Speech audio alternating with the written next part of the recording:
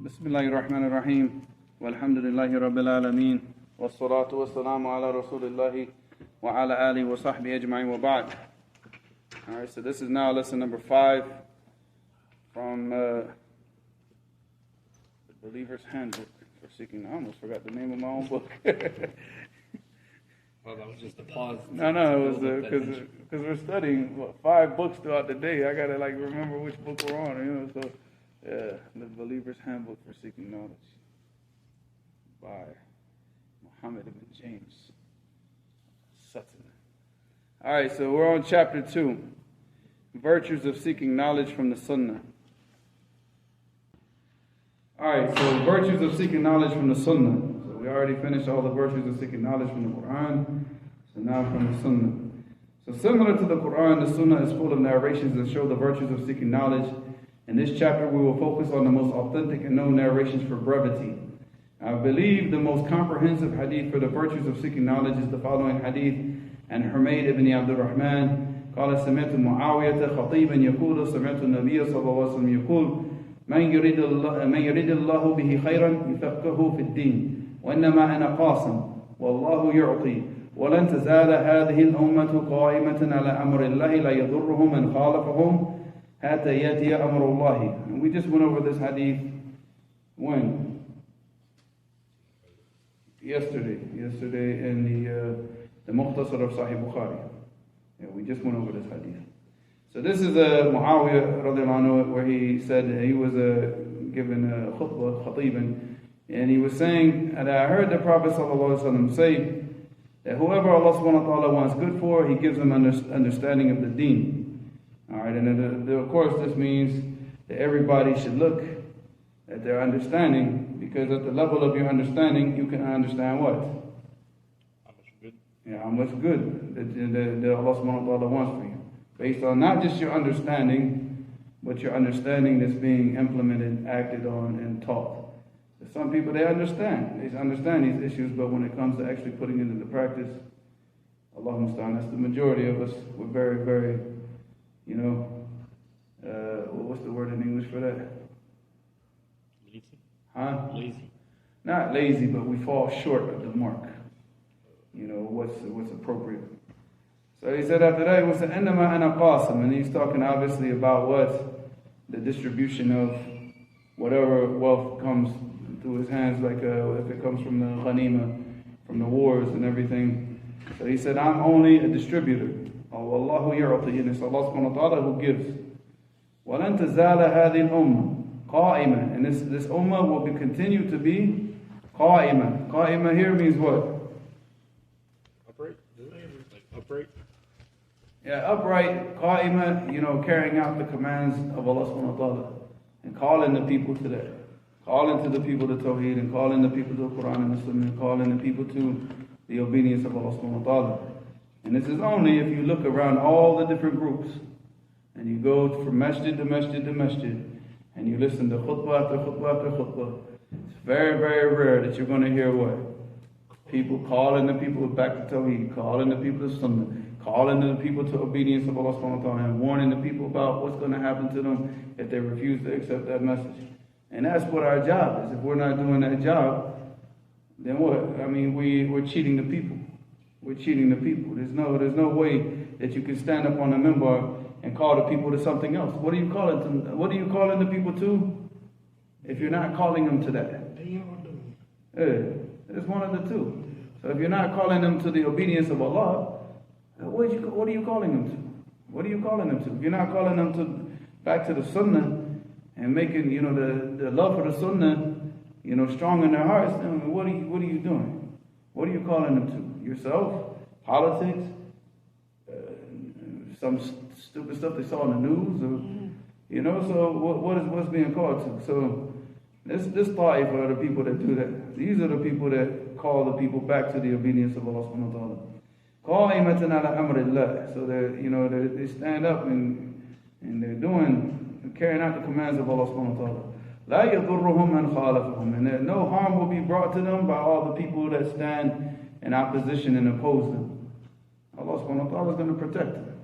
احفظ الله يحفظك.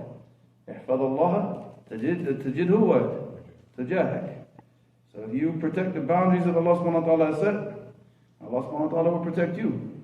And if you protect those boundaries, then Allah subhanahu wa ta'ala will assist you in all of your affairs. So he said, حَتَّى يَأْتِيَ أَمْرُ اللَّهِ, until the command of Allah subhanahu wa ta'ala comes, and that's the day of judgment, and they're going to continue to remain in this state. And that's why I said that this is the most comprehensive hadith. Because why? He said, whoever Allah subhanahu wa ta'ala wants good for, He gives them an understanding of this religion. So what is to be said about a person who spends his whole entire existence not even being concerned about learning the most basic things of his religion? Huh? Yeah. That's a khasara. I mean, he's just gone through his whole life and wasted every single opportunity that he's had to have that good, you know. And we're talking about that because the last couple, right? The last one was about knowledge. Yeah. Yeah, the last couple was about the benefits, the virtues of knowledge. Because we were going through the virtues of knowledge from the Quran, and I told you as we were going through it, I said, here's your khutbah. Here's your khutbah for this week. So, and then, sure enough, you heard all those same ayats. Yeah. So, I mean, and even this hadith, but I didn't quote the entire hadith. I only quoted the first part of the hadith of Muawiyah. But yeah, so, I mean, that's what we have to look at. We have to look at ourselves and look at our understanding and what, you know, and not just the understanding, but even the raghbah, you know, the desire to get that understanding. You know, like we were talking about today when I was speaking with my sons, because yesterday morning we had the tablighis here, right? And then, so I'm teaching Bukhari, but they were all up here yesterday, right, in the morning. So, and one of them got up to go leave. You know, he got up to leave, and I told him, I said, he's right here, he got it right here. I said, where are you going? You know, he said, he didn't answer, he just stood there like that. You know, I didn't even hear that brother talk the whole time that he was here. He got like an issue with him, he just doesn't talk. So he didn't even say anything, he just stood there. And I said, we're going to read the hadith of the messenger. Do you got something better to do with your time than this? Than to sit in this majlis and go over the hadith of the Prophet ﷺ? You got something better to do than this? You know, but the whole thing, the whole point of them, what they say that they're going out for is what? They're supposed to come out. This is supposed to be their Jannah, right? These types of sittings, but then you see the people that are sitting there and they don't, you know, because the desire is not there to learn the deen. It's not. The people, they want to put on like a Halloween costume. Yeah, they want to dress up in a Halloween costume for a couple of days and then take the costume off and go back to their pitiful existence. You know, but there's no real desire. So you have to check that in yourself. All of us do, because that desire, when you lose that desire for seeking knowledge, it's over. Your heart is going to die. It's just like you can go ahead and just, you know, start preparing the kafan for your heart. Because once you've lost that desire, what causes the loss of that desire? Sins. Huh? Sins. Yeah.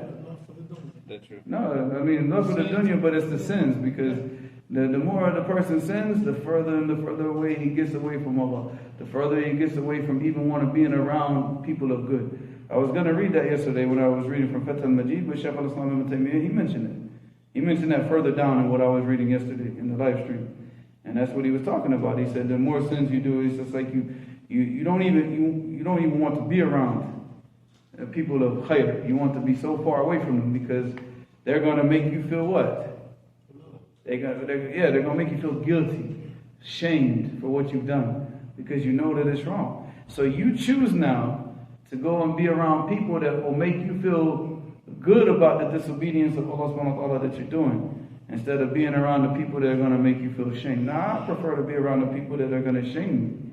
I would rather feel ashamed, because that's good. That means that your heart is still there, and there's still hope for you. But when that desire goes out, and you start to go further and further away, and then you get comfortable sitting in the company of the people that are disobeying Allah. I mean, khalas. I mean, what's, you know, make tawbah, akhi. So Allah musta'an. So he said, this hadith alone should be sufficient for the people of understanding. Allah gives understanding of this deen to those that He wants good for. Do you not want to be among those that are spoken about in this hadith? The only way that you can carry out the commands of Allah properly is with knowledge. There is no comparison between the prayer of a person that understands all the legislation pertaining to prayer and the prayer of a person who simply learned how to pray from watching his father. Y'all hear that? All right. Similarly, there's no comparison between the fasting of a person that understands all the legislation of this deen in regards to fasting and the fasting of a person who simply does not eat, drink, or partake in sexual relations during the day. Even the kafir, Samuel, he's a poet from Jahiliyyah. He's a Jew. He's from the tribes of the Jews in Jahiliyyah. He said, even the kafir, Samuel, and Jahiliyyah understood the difference as he stated it in his famous poem. And he said, Sali and jahilti an-nas anna wa anhumu falaysa sawa'an alimun wa jahulu. So he said, ask the people if you're ignorant about us. He's speaking to a girl. He said, if you have any ignorance about us, go ask the people about us. And what is he talking about here? His bravery, like because the whole poem, he's writing about this tribe and how strong they are, even though they're few in numbers. It's a beautiful poem. And I've actually explained the poem on my YouTube channel. But I think I did it in one video. Just one video I went through the poem quickly, so I didn't really go deep into detail about this poem. But it's a very, very, very, very beautiful poem. But that's what he's doing. He's bragging. So he's telling the girl, he said, if you're unaware of all, because this is at the very end of the poem. So he's saying all the stuff that I mentioned, if you're ignorant about it, go ask the people. Go ask the people about us, and go ask the people about them. They're like large in numbers, we're few in numbers, but go ask who the real men are. Right? فَلَيْسَ سَوَاءً عَالِمٌ وَجَهُولٌ. Because it's not the same. They're not the same. The person who's knowledgeable and the person who is steeped in ignorance. Because here he said, وَجَهُولُ. Jahul is what?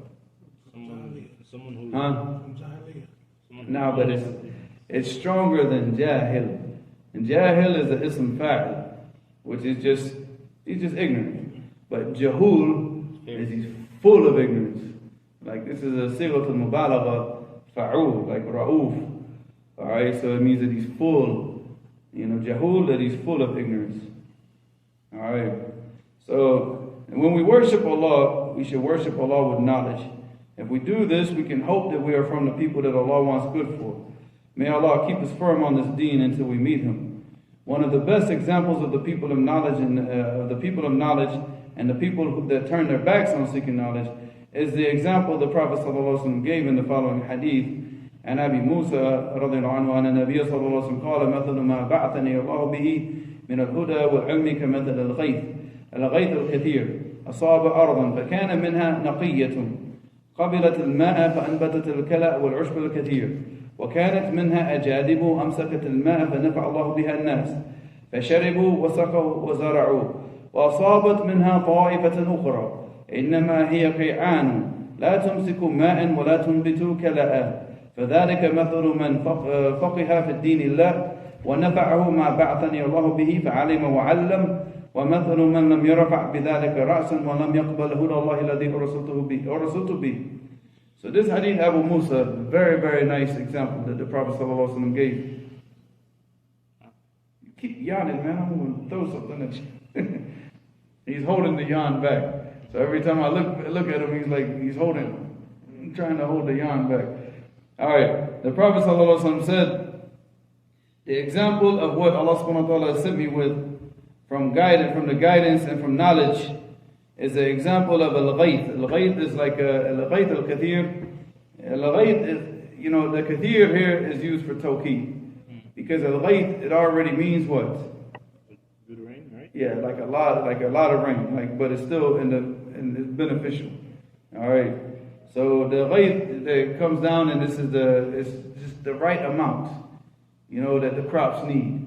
Where it does not too heavy to where it breaks the fruit, and it's not too soft to where it doesn't get down into the soil. It's just right. All right. So it's so a lot of this this rain, it comes down a lot, like continuously. So and it hits the earth. All right. فَكَانَ مِنْهَا نَقِيَّةٌ. And he's going to describe the different types of earth that this huda, this guidance, this knowledge is. Because the ghayth that he's talking about is the knowledge and the guidance that he was sent with. The earth that it hits is what? The comparison of the person and his heart. Yeah, it was taking it, yes. What was Naqiyya again?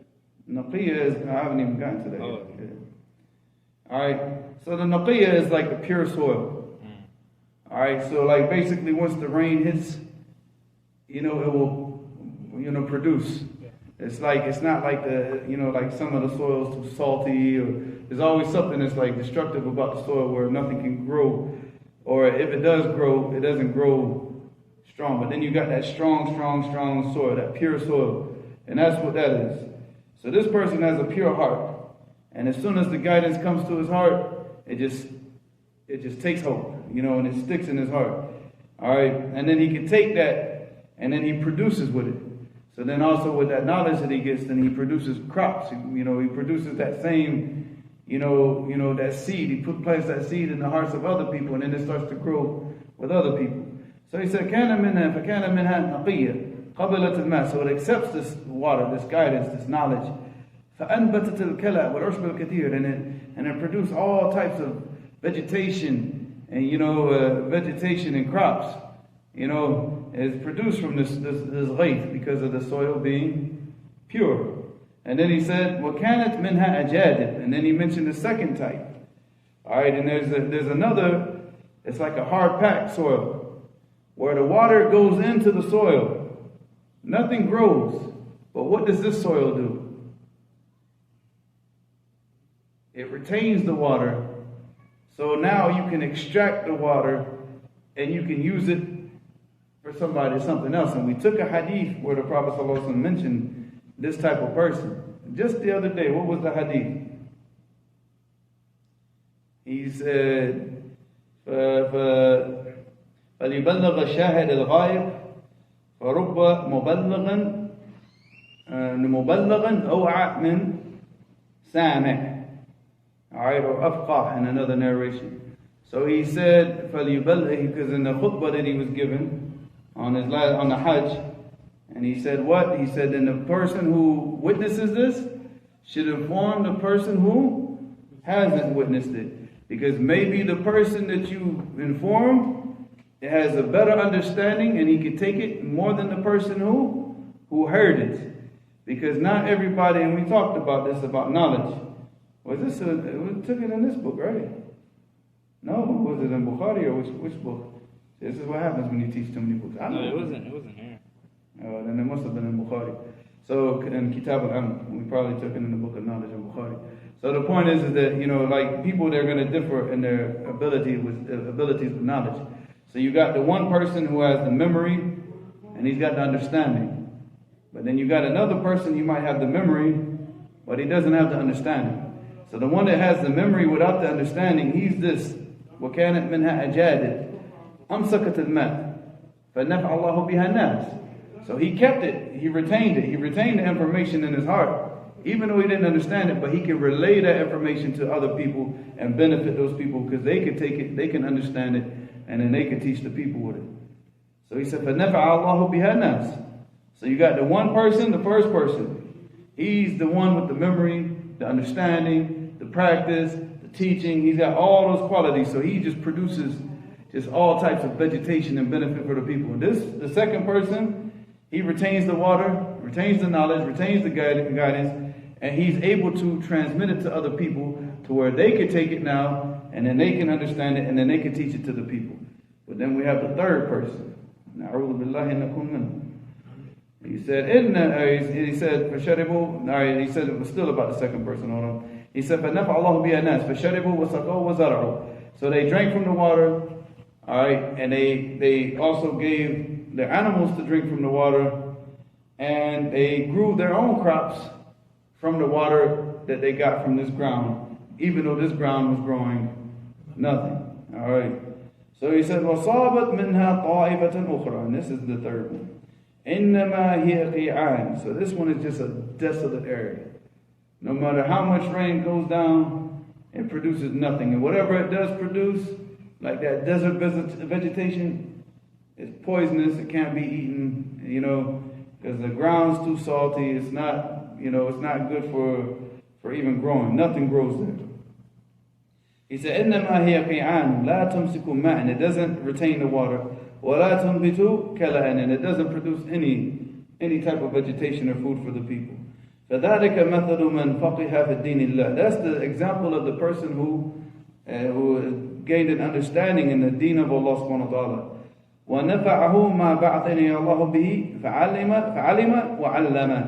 And he benefited from what Allah subhanahu wa ta'ala sent the Prophet sallallahu alaihi wasallam with. So he learned the deen and then he taught the deen. So the teaching was where he produced what? He produced the fruits, the vegetation, the food, and the benefit for the people. وَمَثَلُ مَنْ لَمْ يَرْفَعْ بِذَلِكَ رَأْسًا. And the example of the one that didn't even raise his head to even, had no desire whatsoever to learn his religion. No desire. وَلَمْ يَقْبَلْ هُدَى اللَّهِ الَّذِي أَرْسَلْتُ بِهِ. And he did not accept the guidance of Allah subhanahu wa ta'ala that I was sent with. I wish that I had used that in the khutbah 2 weeks ago, because that was the one where I did the i'rab.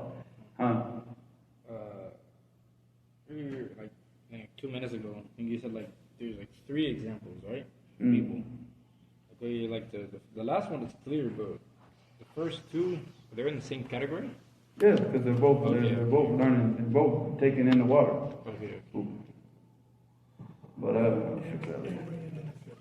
Well, yeah, they both bring the benefit. But the other one doesn't produce it directly. His benefit is indirect, because the people, they extract the water, they put a pump, they put the pipe in the ground, they pump the water out, and then they can water their own farms. Yeah, exactly. And then they produce the crops with what he's kept. Alright, in this hadith, the Prophet ﷺ spoke of 3 people.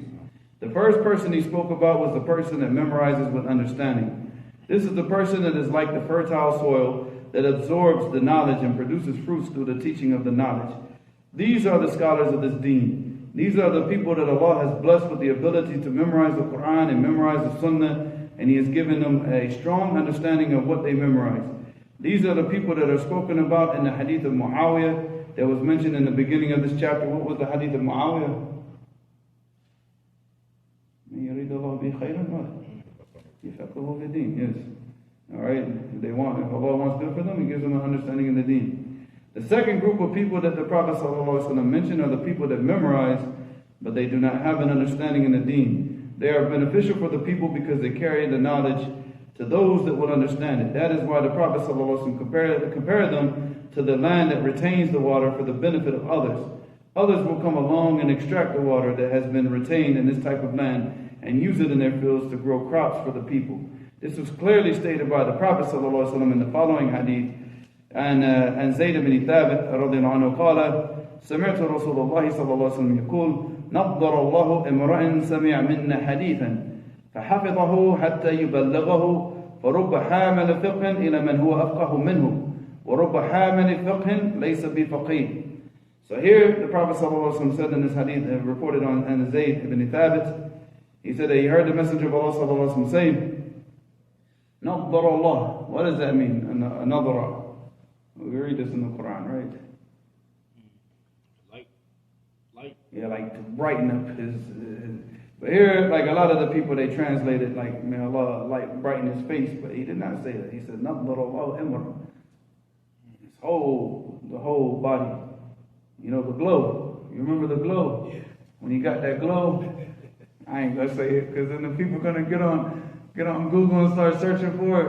It's something from the 80s. You don't know about it, right? I ain't gonna say the name of it.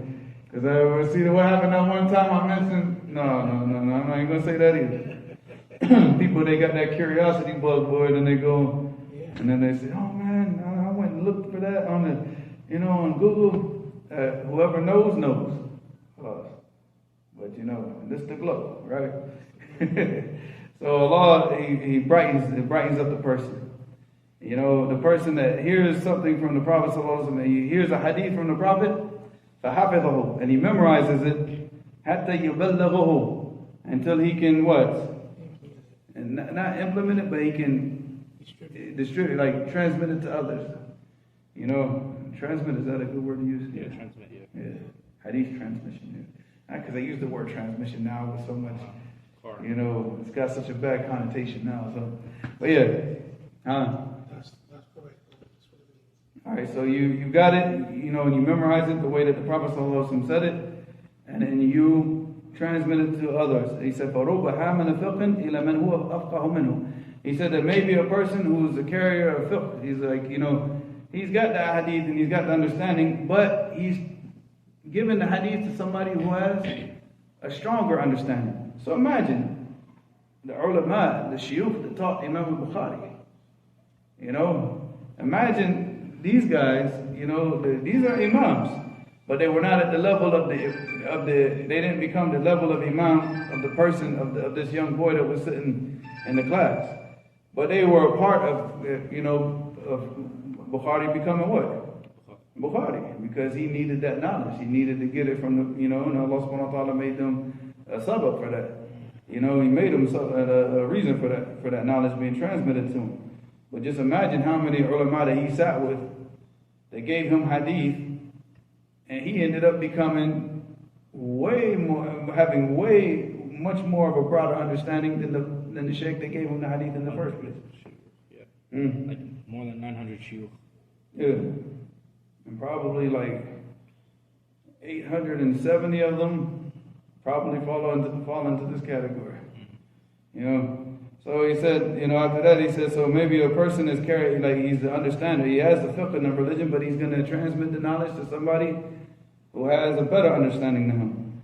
And he said, وَرُبَّ حَامِلَ فِقٍ لَيْسَ بِفَقِيهٍ. And he said, maybe the person, he's memorized all this, and here he's talking about hadith, but he's using the word what? Hamil what? Fiqh.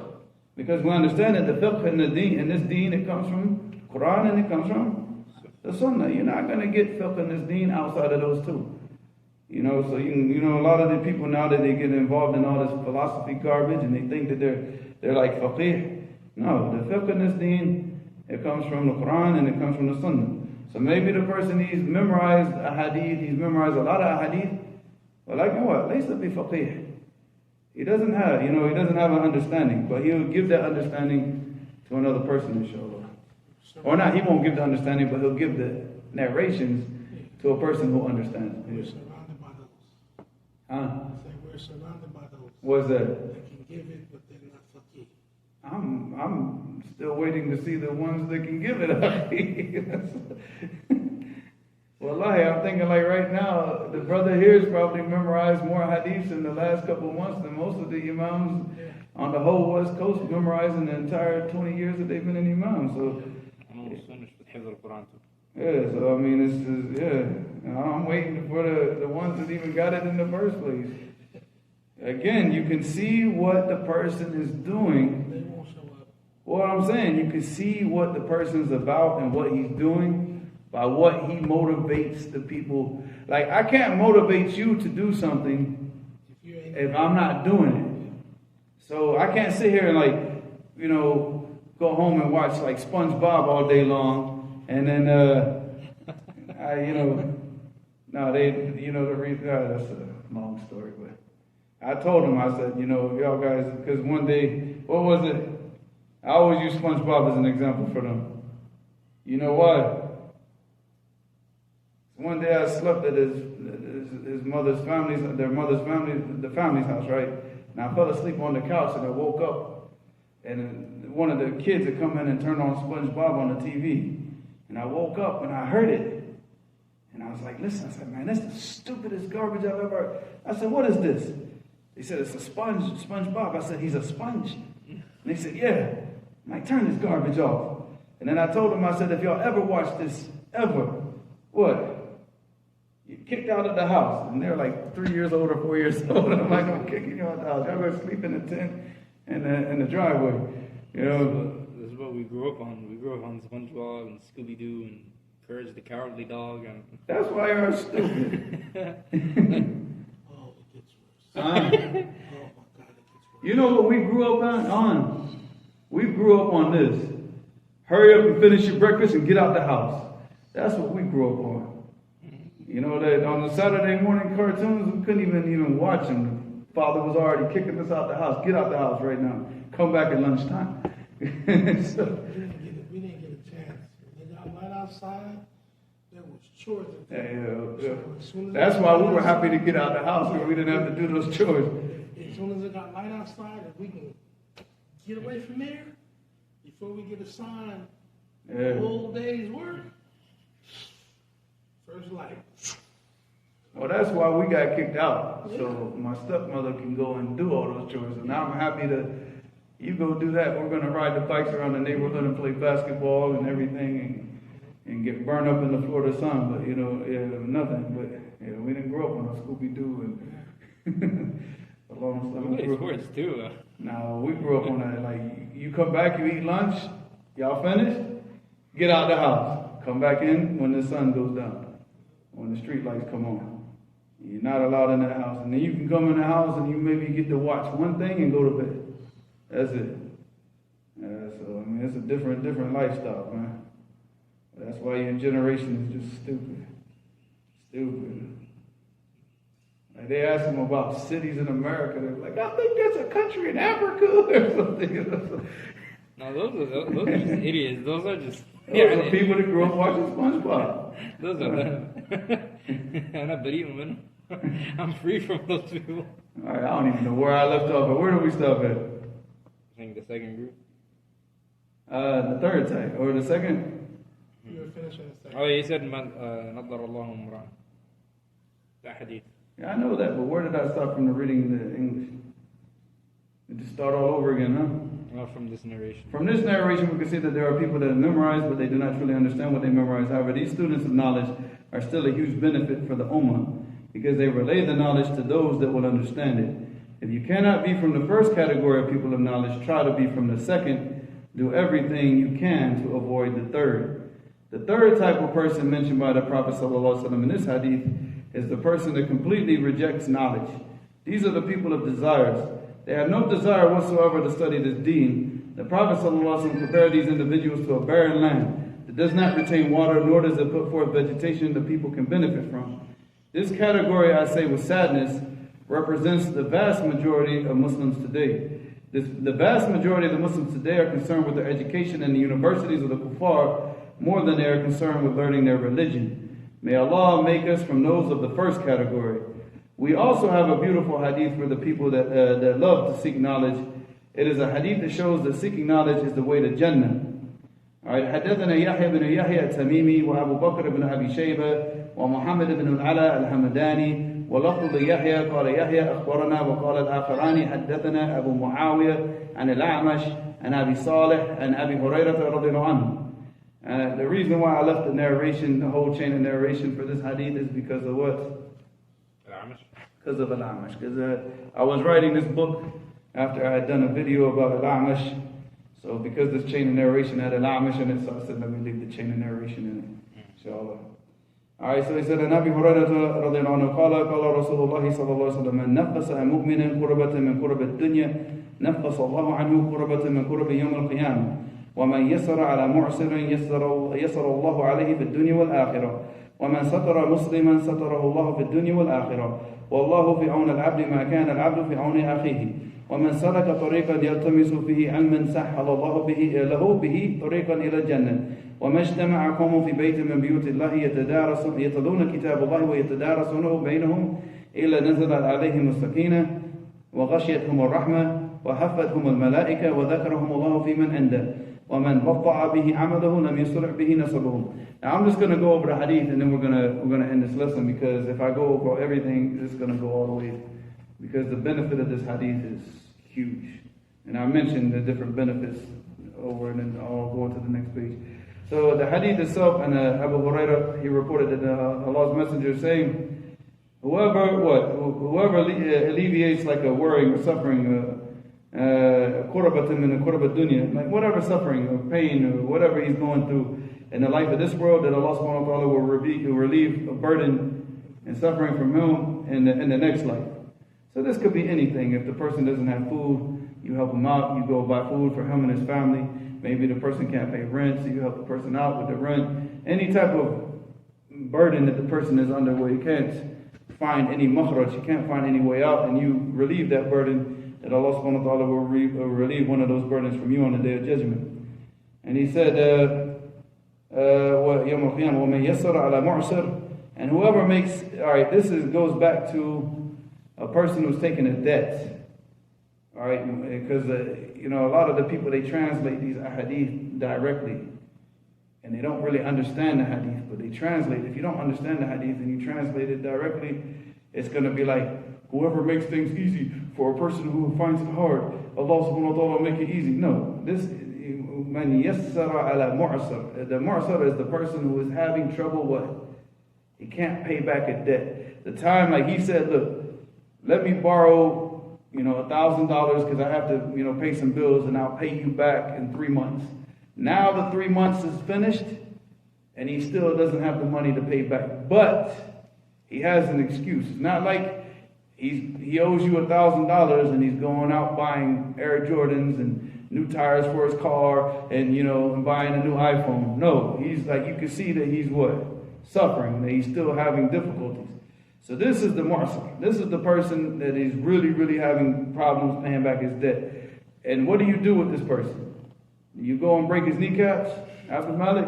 No. What do you do? Give him more time or forgive it. Yeah, you give him more time or forgive it. As long as he has an excuse. Now, if he's out there buying Jordans and a new iPhone, then you break his kneecaps. Maybe not break his kneecaps, but let's just say that he might slip up in the street, do a backflip and get slammed down on his back in the middle of the street. And, but yeah, Allah Mustaan. And then maybe his Jordans and his phone get pawned off somewhere just to get that $1,000. But yeah, so the person who's having difficulties, you make it easy. You say, it's okay, Akhi. Look, man, just pay me back when you got the money. Or just pay me back little by little, until you finish. Whatever you can do to make it easy for the person. Obviously the best, if you see he's really struggling, forgive him. Just forgive him. If you see he's really struggling, and he's really got an excuse, just forgive him. And Allah subhanahu wa ta'ala, you doing that for him, then Allah subhanahu wa ta'ala gives you ease on the day of judgment. And the dunya, the dunya wal akhirah. So here he actually said, وَيَسْرَ اللَّهُ عَلَيْهِ فِي الدُّنْيَا wal akhirah, in this life and in the next life. And then he said, and whoever covers up the sins of a Muslim, Allah subhanahu wa ta'ala will cover up his sins in this dunya and the akhirah, or his faults, or his sins, or his shortcomings, whatever. Now obviously this is if the person is falling into what?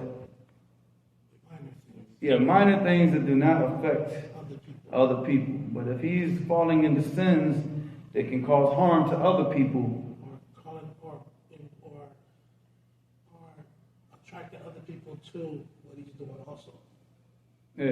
Even if it's money. Yeah, those people know. We have to. But your exposure of his sins is only limited to those. That and also the sin that is the danger. If he does other sins, for example, that only harm himself, leave that. That's not your job. That's not your concern. Your concern is only about the sin that's going to be harmful. If he's lying in his business deals, and we know that he's lying and he's cheating the people in business, we have to warn against him. If he's known for beating his wife or treating his and not giving his family what they need, being like real stingy with his family, we have to inform a woman who wants to marry him that like this is his situation. If he's known for whatever, drug use or whatever, then also we need to let the people, if that's going to affect other people. Now, if it's just his drug use in his own private life, but if he's going to be doing like deals with people and people are lending him money and then he's taking that money and going and buying drugs with it, then we need to let the people know, man, don't give that man no money. Because every time that you give him money, you see him, and he's in need. And he's in need because he keeps spending all the money on drugs. So in this case, the people need to know. So they stop giving him money. But otherwise, and the biggest of all those sins is the people that call it misguidance. The people that call it misguidance are the biggest harm for the people. Bigger than the cheaters and the liars and the stealers, because they steal the deen away from the people. They still, they keep the people from the correct guidance. And those are the biggest thieves and the biggest cheaters. And those people need to be warned against. But if a person is falling into like sins, you advise them, and there's no benefit. There's no benefit because he's not causing no harm. No, why would you expose his sins? That's stupid. But this has become a common thing amongst, this is a Western thing, we're going to expose you, akhi. Whose right is it for anybody to expose anybody? Allah subhanahu wa ta'ala, I would be afraid, wallahi, I would be so afraid that if I told a person, yeah, akhi, I'm going to expose you, that Allah would what? Expose me. Akhi. So I don't, no. That's not our job. Our job is to protect the Muslims. And if that means that we have to talk about something that somebody's doing as a protection for the Muslims, then we do it because it's an obligation. Not because we want to, not because we enjoy trashing a person's reputation or anything, but it's because he's a danger to the Muslims. Other than that, khalas, man, we avoid that. Avoid talking about that. There's no benefit. So then he said, after that, he said, Wallahu fi awn al-abdi ma kana al-abdu fi awn akhi. So Allah subhanahu wa ta'ala will assist the servant as long as the servant continues to assist his brother. وَمَنْ سَلَكَ طَرِيقًا يَلْتَمِسُ فِيهِ عِلْمًا. This is the shahid, this is the part of the hadith. He said, whoever takes the path, seeking in that path knowledge, that Allah subhanahu wa ta'ala will make easy for him the path to Jannah. Now that does not mean that his life is going to be easy. It does not mean that he's not going to be going through severe trials and tribulations and difficulties. Don't think that. But the tariq for him to go to Jannah will be easy. But he's going to have to go through whatever he has to go through in this dunya to get to the Jannah. But I mean, the pathway will be made easy for him. But that doesn't mean that he's not going to suffer. So don't think that you're going to go into seeking knowledge and everything's just going to be roses. No, you're going to go through a lot more pain and suffering than the average person. So he said after that, he said, and no people gathered together in a house from the houses of Allah, from the masajid, and they're reciting the book of Allah. And they're studying it and learning it between them. Except that the tranquility, that Allah subhanahu wa ta'ala sends down this tranquility that goes into their hearts, where they feel this peace. And the mercy completely surrounds them and encompasses them. And the angels, they come down and they put their wings down so they can sit in these sittings. And Allah subhanahu wa ta'ala mentions them in the presence of those near him. Alright. And then after that he said, وَمَنْ بَطَّعَ بِهِ عَمَلُهُ. And whoever is slow in doing good deeds, his actions, he's slow in acting, لَمْ يُسْرِعْ بِهِ نَسَبُهُ. His lineage is not going to make up for his lack of action. His lineage, it doesn't matter what his lineage is. Even if he is from the lineage of the Prophet ﷺ, which is the purest and greatest lineage on the face of this earth. If he has that lineage, but he's slow in acting, he should not die, go into death thinking that his lineage is going to be just going to get him to Jannah. No, it's not. Your actions and the mercy of Allah subhanahu wa ta'ala. But you have to act. You got to do these actions. You have to do these righteous actions and obedience to Allah subhanahu wa ta'ala to get that mercy. That mercy has, reasons. You're not just going to get it because of your lineage. If that was the case, khalas, how many people would be going to Jannah? All of them. Yeah, all of Quraysh, Yeah, they all end up going to Jannah, So Allah musta'an, but no, so the lineage is not it doesn't make up for your lack of action. But Allah musta'an, most people, they think that lineage is the most important thing on this dunya, right? So, any questions? Nothing good. إلهنا سبحانه وتعالى وبحمدك أشهد أن لا إله إلا أنت أستغفرك وأتوب إليك.